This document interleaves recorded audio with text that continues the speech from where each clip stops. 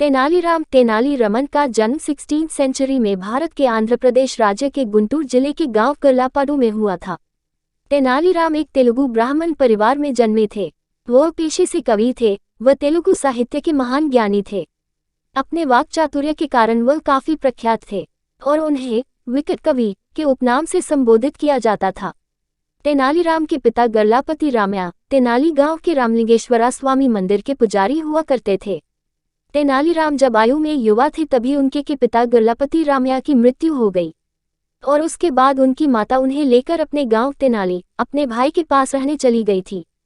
तेनालीराम शिव भक्त भी थे, इसलिए उन्हें तेनाली रामलिंगा के नाम से भी पुकारा जाता था। इतिहासकारों के मुताबिक कुछ समय के बाद उन्होंने वैष्णव धर्म अपना लिया था। तेनालीराम को पाठशाला का विधिवत अभ्यास नहीं प्राप्त हुआ था, पर उनकी सीखने की तीव्र इच्छा और ज्ञान के प्रति धुन के कारण उन्हें शिष्यवृत्ति प्राप्त हुई थी।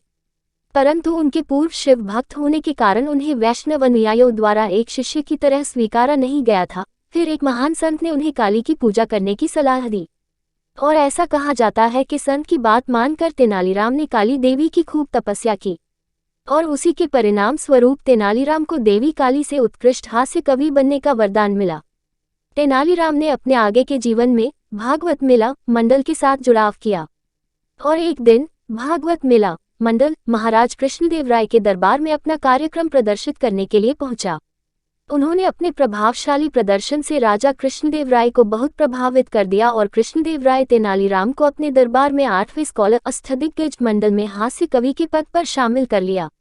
महाराज कृष्णदेव राय वर्ष 1509 से 1529 तक विजयनगर की राजगद्दी पर विराजमान थे। तब तेनालीराम उनके दरबार में एक हास्य कवि और मंत्री सहायक की भूमिका में उपस्थित हुआ करते थे।